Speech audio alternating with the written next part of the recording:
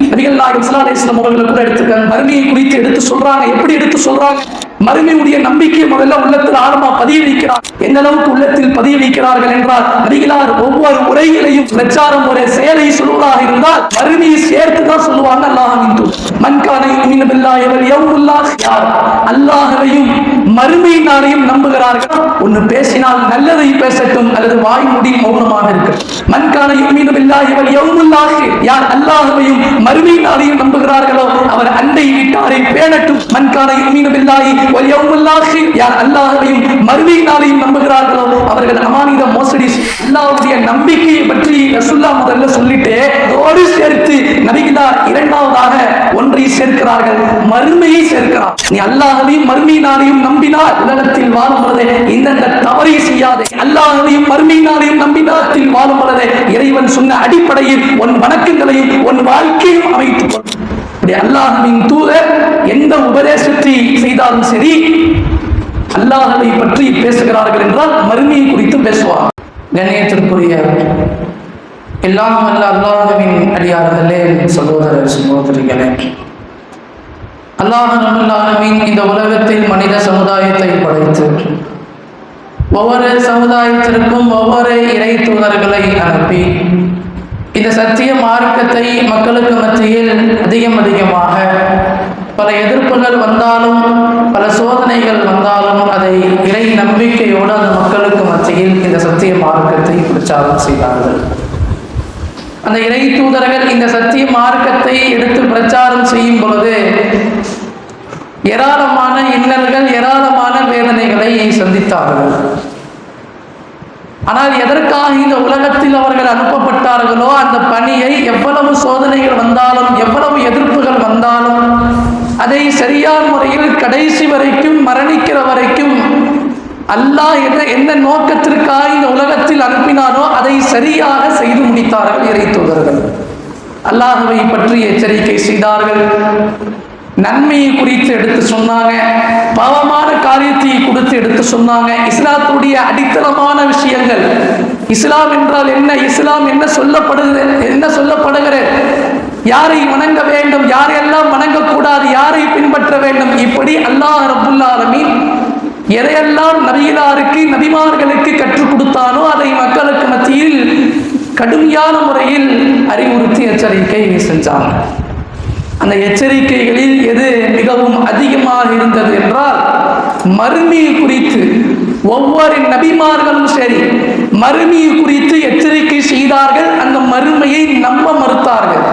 மறுமை சிந்தனை இல்லாமல், மறுமையில் அல்லாஹ் கொடுக்கக்கூடிய அந்த வேதனைக்கு பயம் இல்லாமல், மறுமையில் அல்லாஹ் கொடுக்கக்கூடிய அந்த தண்டனைக்கு பயம் இல்லாமல் அந்த மறுமையை நம்ப மறுத்து இந்த உலகத்தில் ஒவ்வொரு சமுதாயத்தில் வாழ்ந்த ஏராளமான ஒரு பெருங்கண்ட கூட்டம் மறுமையை நம்பாமல் இந்த உலகத்தில் வாழ்ந்தார். நம்ப மறுத்தார்கள். எப்படி அது சாத்தியம்?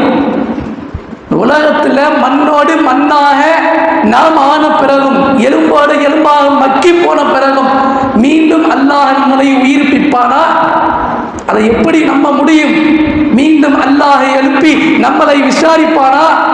அந்த மறுமையை ஒவ்வொரு சமுதாயத்தில் வாழ்ந்த ஒரு பெருங்கொண்ட கூட்டம் நம்ப மறுத்தார்கள். நம்ப மறுத்தாலும் அந்த நபிமார்கள் மறுமையை குறித்து அதிகமாக எச்சரிக்கை செஞ்சாங்க. நபிகள் நாயகம் ஸல்லல்லாஹு அலைஹி வஸல்லம் அவர்கள் கூட எடுத்துக்க மறுமையை குறித்து எடுத்து சொல்றாங்க. எப்படி எடுத்து சொல்றாங்க?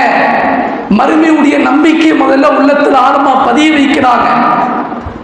எந்த அளவுக்கு உள்ளத்தில் பதிய வைக்கிறார்கள் என்றால், நபிகளார் ஒவ்வொரு உரையிலையும் ஒரு பிரச்சாரம் ஒரு செயலை சொல்வதாக இருந்தால் மறுமையை சேர்த்து தான் சொல்லுவாங்க. அல்லாஹ்வின் தூதர் மன் கான யுமினு பில்லாஹி வல் யௌமில் ஆகிர், யார் அல்லாஹ்வையும் மறுமை நாளையும் நம்புகிறார்களோ ஒன்று பேசினால் நல்லதை பேசட்டும் அல்லது வாய் மூடி மௌனமாக இருக்கட்டும்.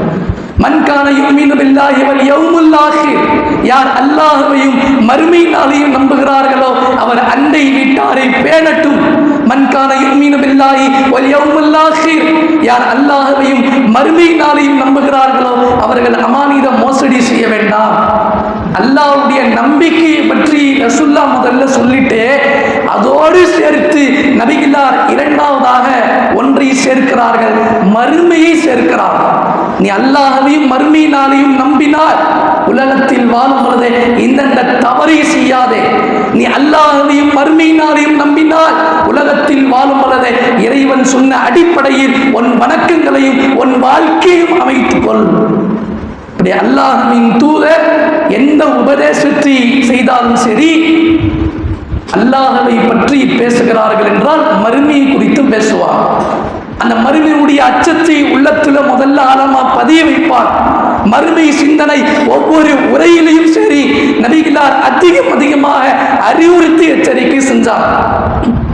அந்த மறுமையை குறித்து பேசியதால், மறுமையுடைய அந்த பயத்தை குறித்து பேசியதால் நபி தோழர்கள் சொர்க்கவாசி என்ற நபிகளாருடைய நாவில் இருந்து பட்டத்தை பெற்ற நபி தோழர்கள் உட்பட அஸ்ரத்துல் பஸ்ரா 10 சொர்க்கவாசிகள் நபிகளார் உலகத்தில் வாழும் பொழுதே நீ எல்லாம் சொர்க்கவாசி என்று சொன்னார்கள்.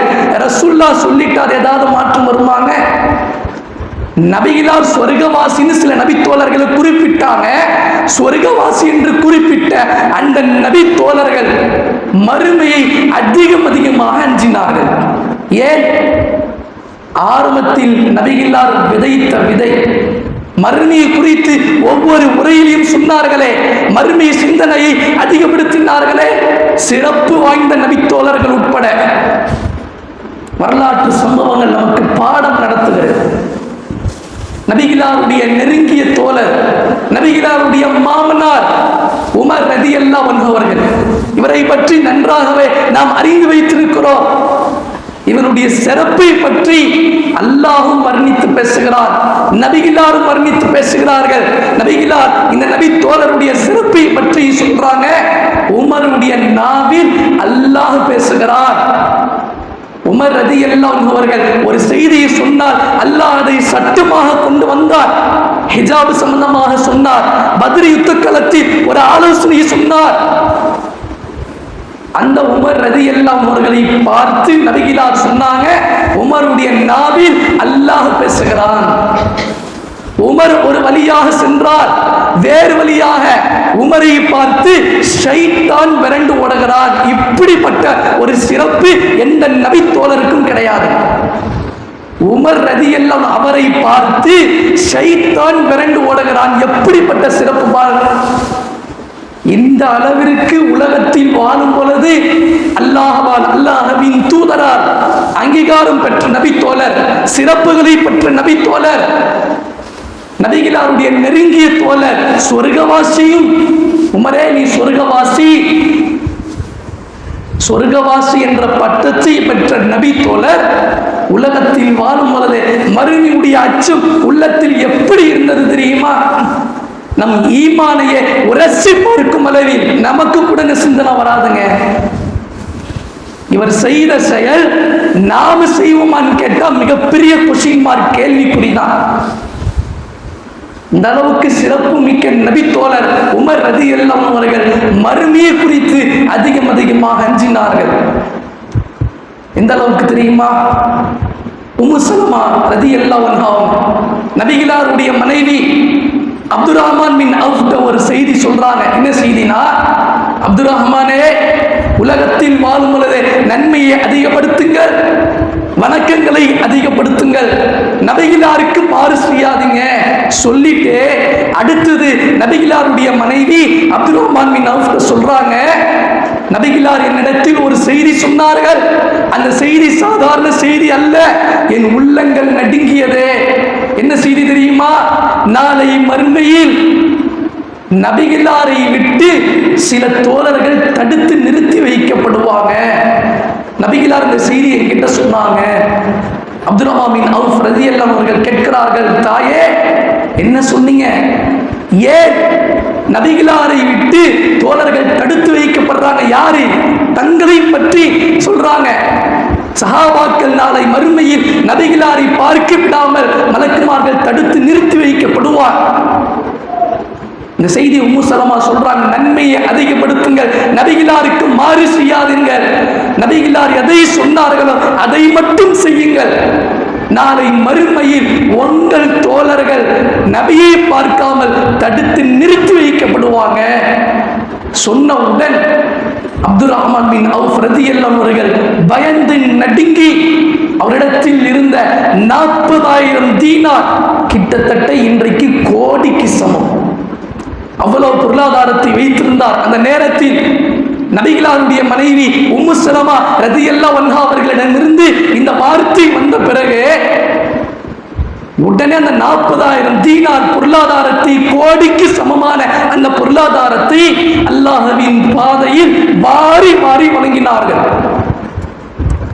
அப்துல் ரஹ்மான் பின் அவுஃப் சொர்க்கவாசிகளில் ஒருவர், 10 சொர்க்கவாசிகளில் ஒருவர். மறுமையை குறித்து உம்மு சலமா ரலியல்லாஹு அன்ஹா அவர்கள் சொல்றாங்க, நபிகளாரை விட்டு தடுத்து நிறுத்தப்படுவார்கள். அதை கேட்ட மாத்திரத்தில் உடனே பொருளாதாரத்தை அள்ளி அள்ளி கொடுத்தார். சம்பவம் நடந்துருச்சா? அப்துல் ரஹ்மான் பின் அவுஃப் ரலியல்லாஹு அன்ஹு அவர்கள் என்ன செய்யறாருன்னா, நேரா உமரிடத்துல போறார்.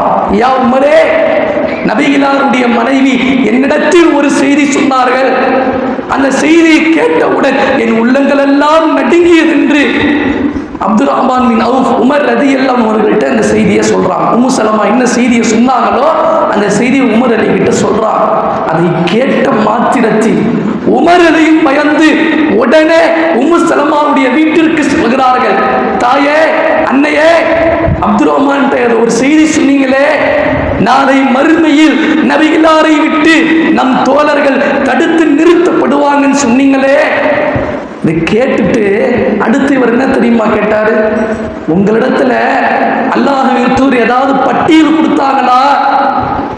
இந்த நபி தோழர்கள், இந்த தோழர்கள் நாளை மறுமையில் என்னை பார்க்க விடாமல் தடுத்து நிறுத்தி வைக்கப்படுவாங்கன்னு ஏதாவது பட்டியல் கொடுத்தாங்களா? அந்த பட்டியல் இருந்தா கொடுங்க, இல்லனா அந்த பட்டியலில் என் பெயர் இருந்தால் சொல்லிவிடுங்க. என் பெயர் இருந்தது என்றால் உடனே இந்த வினாடியே நான் என்னை நானே மாற்றிக்கொண்டு அமல்களையும் நன்மைகளையும் அதிகப்படுத்தி நபிகளாருக்கு மாறு செய்யாமல் இந்த உலகத்தில் வாழுகிறேன். பட்டியல் இருக்கா? அந்த பட்டியல என் பேர் இருக்கா? என் பேர் இருந்தால் தயவு செய்து சொல்லிவிடுங்கள் தாயே என்று உமர் ரலியல்லாஹு அன்ஹு அவர்கள் பல சிறப்புகளை பெற்ற நபி தோழர், சொர்க்கவாசி என்ற பட்டத்தை பெற்ற நபி தோழர், மறுமையை குறித்து சொன்னவுடன் அடுத்த வினாடி அந்த பட்டியல என் பேர் இருந்தா சொல்லுங்க, என் பேர் இருந்தால் என்னை மாற்றிக்கொண்டு இந்த உலகத்தில் நான் வாழ்கிறேன். மறுமையில் அல்லாஹ்வின் தண்டனை, அல்லாஹ்வுடைய வேதனை என்னால் தாங்கிக் கொள்ள முடியாதே, இருந்தா சொல்லிடுங்க. எப்படிப்பட்ட சிந்தனை பாருங்க. நமக்கு இது மாதிரி ஒரு எண்ணம் வருமாங்க? ஏராளமான உபதேசங்கள் செய்யப்படுகிறது. அல்லாஹ்வை பற்றி பேசுகிறோம், நபிகளாரை பற்றி பேசுகிறோம். நபிகளாருக்கு மாறு செய்ய வேண்டாம், அல்லாஹ் நம் மீது கடமையாக்கிய அந்த செயல்களை கடைசி வரைக்கும் நிலைத்திருக்க வேண்டும். எவ்வளவு உபதேசங்கள்! அந்த உபதேசத்தை எல்லாம் கேட்ட பிறகு கொஞ்சமாவது துளியாவது மறுமை சிந்தனை என் உள்ளத்தில் இருக்கிறதா? என் உள்ளத்தில் இருந்தால் அடுத்த வினாடி மாற்றிக்கொள்வோம். அல்லாஹ்வுடைய அந்த அச்சம், மறுமையில் அல்லாஹ் கொடுக்கக்கூடிய அந்த பயம், அல்லாஹ் கொடுக்கக்கூடிய அந்த வேதனை ஒரு நாள் இல்ல, ஒரு மணி நேரம் இல்ல, ஒரு நொடி கூட நம்மால் தாங்க முடியாது. அன்றைய தினத்தில் அல்லாஹ்வை போன்று யாராலும் தண்டிக்க முடியாது, வேதனை செய்ய முடியாது.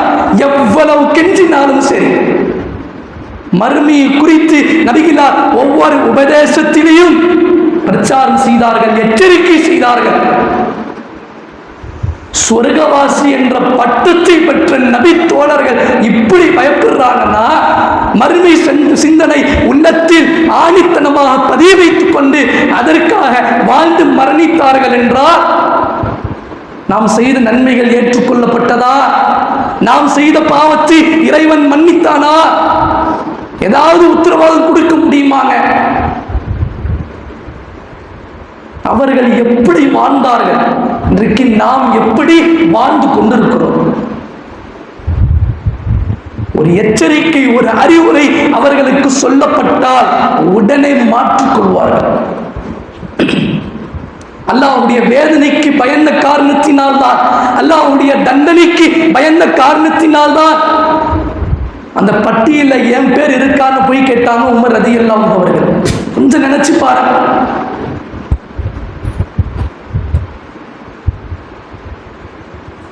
நபிகளார் கிட்ட ஒரு அடிமை வரா. இந்த அடிமை ரசூலுல்லாஹ் கிட்ட ஒரு தீர்ப்பு கேட்கிறான். நபியே, அல்லாஹ்வின் தூதரே, என்னிடத்தில் சில நபர்கள் வேலை பார்க்கிறாங்க. வேலை பார்க்கக்கூடிய அந்த நபர்கள் என்னை ஏமாற்றுகிறார்கள், என்னிடத்தில் பொய் பேசுறாங்க, எனக்கு மோசடி செய்யறாங்க. ஒரு மனிதர் ரசூலுல்லாஹ் கிட்ட ஒரு தீர்ப்பு ஒன்று கேட்கிறார்.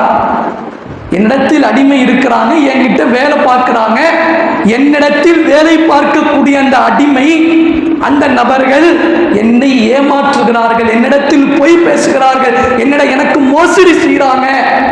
அதனால் நான் அவர்களை ஒரு சமயம் திட்டு விடுகிறேன், கோபம் அதிகமானால் அடித்தும் விடுகிறேன் சொல்லிட்டு அடுத்து கேட்கிறார், இதற்கு அல்லாஹ் மறுமையில் குற்றம் பிடிப்பானா? அவர் கேட்டது ஏதாவது தப்பாங்க? தனக்கு மோசடி செஞ்சவர், முதலாளியை ஏமாற்றியவர், முதலாளியிடத்தில் பொய் பேசியவர், நான் திட்டுறேன், ஒரு சமயம் அவங்க திருந்தல, மாறவில்லை, அதனால் அவரை அடிக்கவும் செய்கிறேன், இதற்கு மறுமையில் அல்லாஹ் என்னை தண்டித்து விடுவானா? நபிகளார் கிட்ட கேட்கிறார். அப்ப அல்லாஹ்வின் தூதர் 3 விஷயத்தை சொன்னார். தோழரே, முதல் விஷயம், உன் அடிமை தவறு செஞ்சான, ஏதோ ஒரு தவறை செய்து விட்டான், பொய்யோ ஏமாற்றமோ மோசடியோ, அந்த தவறுக்கு தகுந்தாறு போல் நீ தண்டனை கொடுத்துட்டா உனக்கு பிரச்சனை இல்லை. இது முதல் விஷயம். இரண்டாவது விஷயம், அவன் செய்த தவறுக்கு குறைவா தண்டனை கொடுத்துட்டா உனக்கு நன்மை. ஒன்னு சமமா கொடுத்துரு, பிரச்சனை இல்லை, இல்லையா குறைவா கொடுத்துரு, உனக்கு நன்மையா போயிடும். ஆனால் 1 இன்ச்சு கொஞ்சம் அதிகமானால் கூட அவர் செய்த தவறுக்கு, அவர் உன்னை ஏமாற்றுகிறார், திருடுகிறார், மோசடி செய்கிறார், பொய் பேசுகிறார், சமமாகவும் நீ தண்டனை கொடுக்கல, குறைவாகவும் தண்டனை கொடுக்கல, அதிகமாக தண்டனை கொடுத்து விட்டால் அல்லாஹ் நீதியாளன், அல்லாஹ் பார்க்க மாட்டார். நாளை மறுமையில் கண்டிப்பாக உன்னை அல்லாஹ் பிடிப்பான், வேதனை செய்வான். அந்த மறுமையில் அல்லாஹுக்கு பயந்து நீ அமைச்சுக்க அப்படின்னு ரசூலுல்லாஹ் தீர்ப்ப சொல்லிட்டான். இவர் என்ன தெரியுமா செஞ்சாரு? இவர் என்ன செய்யறாரு தெரியுமா? நபிகளார் இடத்திலிருந்து அந்த தீர்ப்பை பெற்றுவிட்டு நேரா அவருடைய அடிமையிடத்தில் வருகிறார். அடிமையிடத்தில் சொல்லுகிறார், ஒருவேளை என்ன அறியாமலேயே நான் உங்களுக்கு அதிகமாக தண்டனை கொடுத்தா நீங்க மாறுற மாதிரி தெரியல, தவறு செய்றீங்க, அந்த தவறுல நிலைச்சிருக்கீங்க, நான் உங்களுக்கு தண்டனை கொடுக்கிறேன். என்ன அறியாமலேயே நீங்கள் செய்த தவறுக்கு நான் அதிகமாக தண்டனை கொடுத்து விட்டால் என் மறுமை வாழ்க்கை நாசமாகிவிடும், அல்லாஹ் என்னை தண்டித்து விடுவார், அல்லாஹ் என்னை வேதனை செய்து விடுவார். அந்த வேதனைக்கு அஞ்சி, அந்த மறுமை நாளை அஞ்சி உங்களை நான் விடுதலை செய்து விடுகிறேன். இன்றிலிருந்து எனக்கு நீங்க அடிமை கிடையாது, நீங்க போகும். எப்படிங்க வந்துச்சு அந்த எண்ணம்? ரசூலுல்லாஹ் மறுமையை குறித்து சொல்றார். அவர் கேட்டது எந்த தப்பும் கிடையாதுங்க. தன்னை ஏமாற்றிய நபர்கள், தனக்கு மோசடி செய்த நபர்கள் தண்டனை கொடுக்கத்தானே செய்வோம். ஆனா ஒருவேளை அவங்க செஞ்ச தவறுக்கான தண்டனை அதிகமாகிவிட்டால் அல்லாஹ் நீதியாளன், அல்லாஹ் கண்டிப்பாக மறுமையில் பிடிப்பான். அந்த அல்லாஹ்வின் வேதனைக்கு அஞ்சி, மறுமை நாளை அஞ்சி உடனே அவருடைய அடிமைகளை விடுதலை செய்தார். நபிகள் நாயகம் ஸல்லல்லாஹு அலைஹி வஸல்லம் அவர்கள் மறுமையை குறித்து உபதேசம் செய்தார்களே, மறுமை சிந்தனை குறித்து உபதேசம் செய்தார்களே, அதற்கான காரணம் அந்த சிந்தனை உள்ளத்தில் பதிய வைத்தார்கள். பதிய வைத்ததுடைய விளைவு ஒவ்வொரு நொடி பொழுதும் அல்லாஹ்வை அஞ்சி, மறுமை நாளை அஞ்சி தன் வாழ்க்கையில் ஏராளமான மாற்றங்களை கொண்டு வந்தார்கள். இன்றைக்கு அதே உபதேசங்கள் நமக்கும் செய்யப்படுகிறது. அதே பிரச்சாரங்கள், அதே அறிவுரைகள், அதே எச்சரிக்கைகள் திருமறை குர்ஆன் நமக்கு விடுக்கிறது. நபிகளாருடைய பொன்மொழிகள் நமக்கு விடுக்கிற உபதேசம் கேட்கிறோம், குர்ஆனை படிக்கிறோம், ஹதீஸை கேட்கிறோம். அந்த எச்சரிக்கை, அந்த அறிவுரை கேட்ட போதிலும் என் உள்ளம் மாறியதா, என் மனம் மாறி மறுமையினாலே அஞ்சி எத்தனை நபர்கள் என் தவறை சீர்திருத்தி இருக்கிறேன், என் பாவத்தை சீர்திருத்தி நன்மையான காரியத்திற்கு முக்கியத்துவம் கொடுத்திருக்கிறேன். கொஞ்சம் சிந்தித்து பாருங்கள்.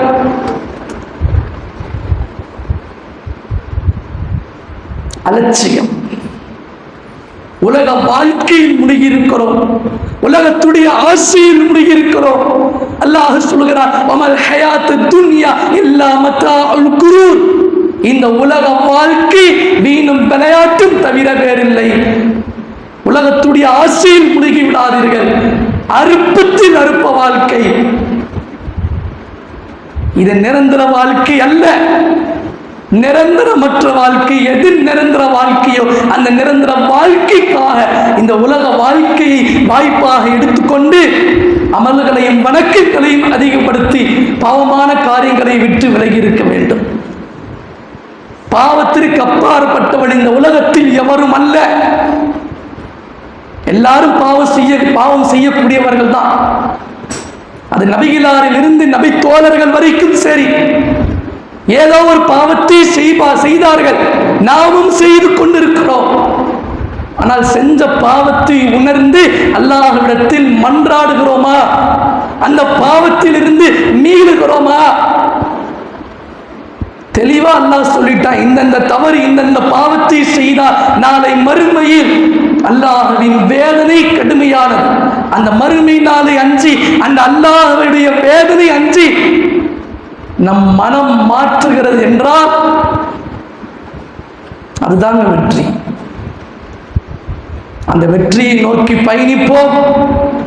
நமக்கு ஏராளமான உபதேசங்கள், அறிவுரைகள், எச்சரிக்கைகள் சொல்லப்படுகிறது. மறுமையை குறித்து சொல்லப்படுகிறது. நபிகளார் மறுமையை குறித்து சொன்னார்கள், மறுமையை சிந்தனையை ஊற்றினார்கள். அதனுடைய விளைவு கடைசி காலம் வரைக்கும், மரணிக்கிற வரைக்கும் அந்த மறுமையை மட்டுமே நினைத்து நினைத்து பயந்து பயந்து வாழ்ந்தார்கள் நபி தோழர்கள். நம்மை போன்ற மனிதர்கள் தான்.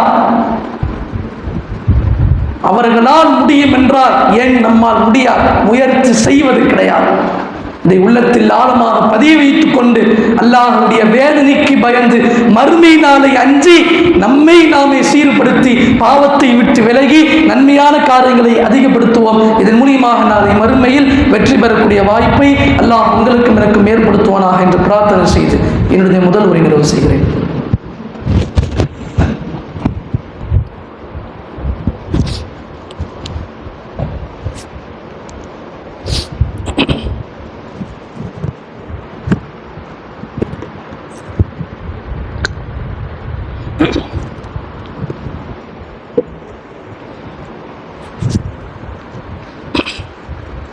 அல்ஹம்துலில்லாஹ்.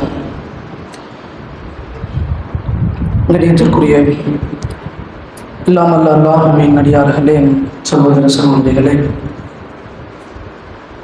மறுமையுடைய சிந்தனையை பற்றி நபிகளார் ஒவ்வொரு உரையிலையும் உபதேசம் செய்தார்கள். அதனுடைய விளைவு கடைசி காலம் வரைக்கும், மரணிக்கிற வரைக்கும் மறுமை நாளை பற்றி சொல்லப்பட்டால் அல்லாஹ்வுடைய வேதனை, அல்லாஹ் கொடுக்கக்கூடிய அந்த தண்டனைக்கு பயந்து உலகத்தில் ஏராளமான மாற்றங்களை நபி தோழர்கள் தன் வாழ்க்கையில் கொண்டு வந்தார்கள். இன்றைக்கு இந்த உலகத்தில் வாழக்கூடிய ஒவ்வொரு நபர்களும் சரி, தனக்காகவும் தன் குடும்பத்திற்காகவும் ஏராளமான தியாகங்களை செய்யக்கூடியவர்களாக இருக்கும். உதாரணத்திற்கு சொல்வதாக இருந்தால், இந்த உலகத்தில் நமக்கு பரிந்துரை வேண்டும் என்றால் ஏதோ ஒரு பிரச்சனை, ஏதோ ஒரு சோதனை, ஏதோ ஒரு இன்னல் நம் வாழ்க்கையில் வந்துவிட்டது என்று சொன்னால், நாம் பெற்றெடுத்த பிள்ளைகள் நமக்கு துணையாக வந்து நிற்பான், கணவன் துணையாக வந்து நிற்பான், மனைவி துணையாக வந்து நிற்பான், குடும்பங்கள், உறவுகள், நண்பர்கள். இந்த உலக வாழ்க்கையில் நமக்கு ஒரு பிரச்சனை, இன்னல், சோதனை வந்தால் இவர்கள் எல்லாம் நமக்கு பரிந்துரைக்காக, நமக்கு ஒன்றென்றால் வாதாடுவதற்கு வந்து நிற்பார்.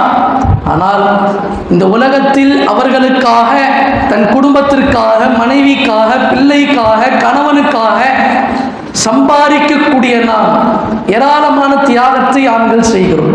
பொருளாதாரத்தை சம்பாதிப்பதற்கு எவ்வளவு இன்னல்களை சந்தித்தாலும் சரி, ஒரு இடத்துல வேலைக்கு போனாங்கன்னா அந்த வேலை பார்க்கக்கூடிய அந்த நேரத்தில் முதலாளிகள் கடுமையாக விமர்சிப்பான், கடுமையாக திட்டுவார். அதையெல்லாம் சகித்து கொண்டு தன் குடும்பத்திற்காக, பிள்ளைக்காக பொருளாதாரத்தை ஈட்டுவதற்கு அவங்க முயற்சி செய்வாங்க. இந்த உலகத்தில் குடும்பத்திற்காக இவ்வளவு பாடுபடுகிறோமே, இவ்வளவு தியாகம் செய்கிறோமே, நாளை மறுமையில் நரகத்தில் நடக்கக்கூடிய ஒரு நிகழ்வை பாருங்கள். நபிகளார் அதை முன்னெச்சரிக்கையாக நமக்கு சொல்கிறார்கள். உலகத்தில் யாருக்காக நீங்கள் ஓடினீர்களோ, யாருக்காக நீங்கள் கடுமையான முறையில் தியாகத்தை செய்தீர்களோ, அந்த தியாகம் இந்த உலகத்தில் நீங்கள் செய்தாலும் மறுமையில் அவர்களை இழப்பதற்கு கூட நீங்க யோசிக்க மாட்டீங்க. சொல்லிட்டு நபிகளார் சொல்கிறார்கள், நாளை மறுமையில் நரகத்தில் ஒரு நபரை அல்லாஹ் கடுமையாக வேதனை செய்வார். எப்படி வேதனை செய்வான் தெரியுமா? அந்த ஹதீஸில் வரும், நரகத்தில் ஒரு முக்கி அல்லாஹ் எடுப்பான். இப்படிதான் அந்த செய்தியே வரும். நரகத்தில் அந்த பாவியை ஒரு முக்கி எடுப்பார். எடுக்கும் பொழுது அந்த வேதனை அவனால் தாங்க முடியாது. அந்த வேதனை தாங்க முடியாமல் கதறுவான், கெஞ்சுவான், புலம்புவான். ஒரு படி மேல் அவனுடைய பதில் என்னவாக இருக்கும் தெரியுமா? இறைவா, என் மனைவியை எடுத்துக்கொள், என் மகன், என் பிள்ளைகளை எடுத்துக்கொள், என் பெற்றோர்கள், உறவுகள், நண்பர்கள் எல்லாரையும் எடுத்து அவர்களை வேதனை செய், என்னை மட்டும் விட்டு விடு இறைவா. நாளை நரகத்தில் பாவிகள் புலம்பக்கூடிய புலம்பல் இதுவாகத்தான் இருக்கும். அந்த குடும்பத்திற்காக உலகத்தில் வாழக்கூடிய நாம் கடுமையாக ஏராளமான இன்னல்களை சந்தித்து பொருளாதாரத்தை சம்பாதித்து அவர்களுக்காகத்தான் ஓடிக்கொண்டிருக்கிறோம். கணவன் பொருளாதாரத்தை சம்பாதிப்பதற்கு ஓடுவார், மனைவிகள் கணவனை பார்ப்பது, பிள்ளைகளை பார்ப்பது, குடும்பங்களை அனுசரிப்பது. இந்த உலகத்தில் இப்படி நடந்தா நாளை மறுமையில் அல்லாஹ் கொடுக்கக்கூடிய அந்த வேதனையை தாங்க முடியாமல் அல்லாஹ்விடத்தினுடைய புலம்பல் எப்படி இருக்கும் என்றால், என்னை விட்டு விடு, என்னால் வலி தாங்க முடியல, எனக்கு பதிலாக என் கணவனை எடுத்துக்க, என் மனைவியை வேதனை செய், என் பிள்ளைகளை வேதனை செய், என் உறவுகளை வேதனை செய் என்று நரகவாசிகள் நரகத்தில் அல்லாஹ்விடத்தில் புலம்புவார்கள் என்று நபிகளார் சொன்னார். அப்ப நாளை மறுமையில் அல்லாஹ் கொடுக்கக்கூடிய அந்த தண்டனை சாதாரண விஷயம் கிடையாது. அந்த மறுமை நாளை அஞ்சி, அல்லாஹ்வுடைய வேதனை அஞ்சி இந்த உலக வாழ்க்கை நமக்கான வாய்ப்பாக தரப்பட்டிருக்கிறது. நாளை மறுமையில் அல்லாஹ்விடத்தில் வாய்ப்புகளை கேட்போம். இறைவா, சிறிது காலம் அவகாசம் கொடு, மீண்டும் உலகத்திற்கு சென்று நல் அமல்களை செய்துவிட்டு வருகிறேன். சில மக்கள் அல்லாஹ்விடத்தில் கேட்பார்கள். அல்லாஹ் சொல்லக்கூடிய பதில், வலையு அஹிர் அல்லாஹு நஃப்ஸன் இதா ஜாஅ அஜலுஹா வல்லாஹு கபீரும் பிமா தஅமலூன். அந்த வாய்ப்பு உனக்கு திருப்பி தரப்படா. எவ்வளவு கெஞ்சினாலும் சரி, உனக்கான வாய்ப்பு கொடுத்து முடிச்சாச்சு. உனக்கான தவணை வந்து விட்டால் அது முந்தவும் செய்யாது, பிந்தவும் செய்யாது. உனக்கான அவகாசம், உனக்கான வாய்ப்பு திருப்பி தரப்படாது என்று இறைவன் சொல்லுவான். நாளை மறுமையில் நடக்கக்கூடிய ஒரு நிகழ்வை அல்லாஹ்வும் திருமறையில் சுட்டி காட்டுகிறார், நபிகளாரும் நமக்கு மத்தியில் எச்சரிக்கை செய்கிறார்கள். அந்த நாளை அஞ்சி நம்மை நாமே சீர்படுத்தி அமல்கள் விஷயத்தில் அதிகமாக ஆர்வம் காட்டுவோம். வணக்க வழிபாடுகள் விஷயத்தில் அலட்சியமாக இல்லாமல் அதிகமாக முக்கியத்துவம் கொடுப்போம். பாவமான காரியத்தை விட்டு விலகி இருப்போம். இதன் மூலியமாக நாளை மறுமையில் வெற்றி பெறக்கூடிய வாய்ப்பை அல்லாஹ் உங்களுக்கும் எனக்கும் ஏற்படுத்துவானாக என்று பிரார்த்தனை செய்து என்னுடைய நிறைவு செய்கிறேன். வாஹிர் தவானா அனில் ஹம்துலில்லாஹி ரப்பில் ஆலமீன்.